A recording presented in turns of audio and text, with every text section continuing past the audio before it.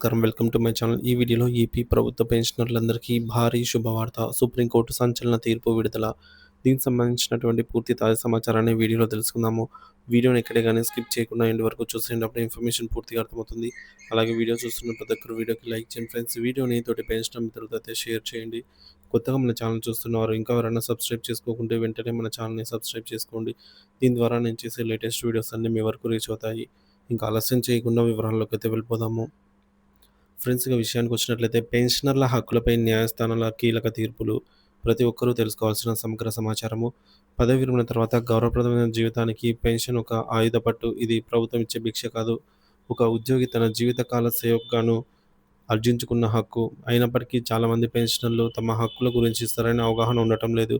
ఈ నేపథ్యంలో భారత సుప్రీంకోర్టు మరియు వివిధ హైకోర్టులు కాలక్రమేణా వెలువరిచిన కొన్ని చారిత్రాత్మక తీర్పుల సారాంశాన్ని, వాటి ప్రాముఖ్యతను అయితే ఇక్కడ మనం తెలుసుకుందాము. సుప్రీంకోర్టు నిర్దేశించిన ప్రాథమిక పెన్షన్ సూత్రాలు. పెన్షన్ దయ కాదు, మీ చట్టబద్ధమైన హక్కు. సుప్రీంకోర్టు తన తీర్పులలో పదే పదే స్పష్టం చేసిన విషయం ఇది. పెన్షన్ అనేది ఉద్యోగి గతంలో చేసిన సేవకు ప్రతిఫలంగా ఇచ్చే వాయిదా వేయబడిన వేతనం, జీతం లాంటిది. ప్రభుత్వ నిబంధనల ప్రకారంగా అర్హత పొందిన తర్వాత దానిని పొందడం ఉద్యోగి యొక్క ఆస్తి హక్కుగా పరిగణించబడుతుంది. ఏకపక్షంగా లేదా సరైన కారణం లేకుండా పెన్షన్‌ను నిలిపివేయడానికి ప్రభుత్వానికి అర్హత, అధికారం లేదు. రెండవది జీతాల సవరణకు అనుగుణంగా పెన్షన్ సవరణ. ప్రభుత్వ ఉద్యోగుల జీతాలను సవరించి ప్రతిసారి అందుకు అనుగుణంగా పెన్షనర్ల పెన్షన్‌ను కూడా సవరించాలని న్యాయస్థానం స్పష్టం చేసింది. జీతాలు, పెన్షన్ల సవరణలో వివక్ష చూపరాదు.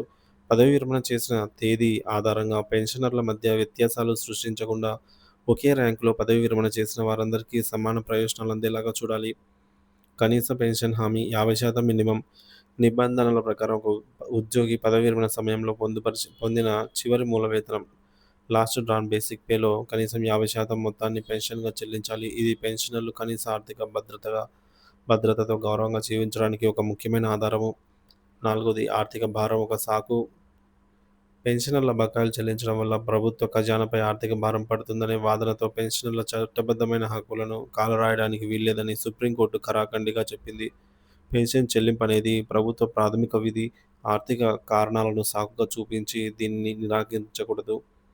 ఐదోది అనవసర వ్యాజ్యాల నుండి పెన్షనర్లకు రక్షణ.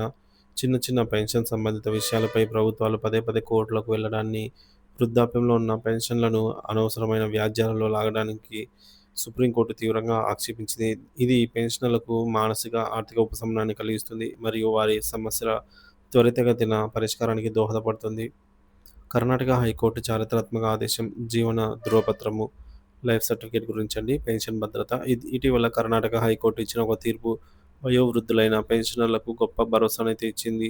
దాని ముఖ్య అంశాలు చూసుకున్నట్లయితే, ఒక పెన్షనర్ సకాలంలో తన జీవిత ధృవీకరణ పత్రం, లైఫ్ సర్టిఫికేట్ సమర్పించకపోతే బ్యాంకు అధికారులు వెంటనే వారి పెన్షన్‌ను నిలిపివేయకూడదు. పెన్షన్ నిలిపివేసే ముందు సంబంధిత బ్యాంకు అధికారి ఆ పెన్షనర్ ఇంటికి వ్యక్తిగతంగా వెళ్లి వారి యోగక్షేమాలను విచారించి వారు జీవించి ఉన్నారో లేదో నిర్ధారించుకోవాలి. ఈ నిబంధనను ఉల్లంఘించి పెన్షన్‌ను అన్యాయంగా నిలిపివేస్తే ఆ బకాయి మొత్తాన్ని 6% వడ్డీతో 2 వారాల్లో చెల్లించాలని కోర్టు ఆదేశించింది.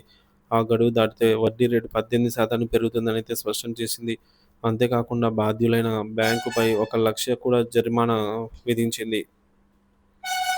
ఈ ఆదేశం దేశవ్యాప్తంగా ఉన్న బ్యాంకులకు ఒక మార్గదర్శకంగా పనిచేసి, వృద్ధాప్యం లేదా అనారోగ్యం కారణంగా సకాలంలో సర్టిఫికేట్ ఇవ్వలేని వారికి అండగా నిలుస్తుంది. మీ హక్కులు కాపాడుకోండి. సమాచారాన్ని పంచుకోండి. ప్రియమైన పెన్షనర్ మిత్రులారా, ఈ కీలక సమాచారాన్ని కేవలం చదివి వదిలేయకండి. మీ తోటి మిత్రులు, స్నేహితులు, కుటుంబ సభ్యులతో అయితే పంచుకోండి. మీ పెన్షన్ పత్రాలైనటువంటి పీపీఓ, బ్యాంకు వివరాలు మొదలైనవి భద్రంగా ఉంచుకోండి. మీ హక్కులకు భంగం కలిగినప్పుడు సంబంధిత అధికారులను, పెన్షనర్ల సంఘాలను సంప్రదించడానికి వెనకాడకండి.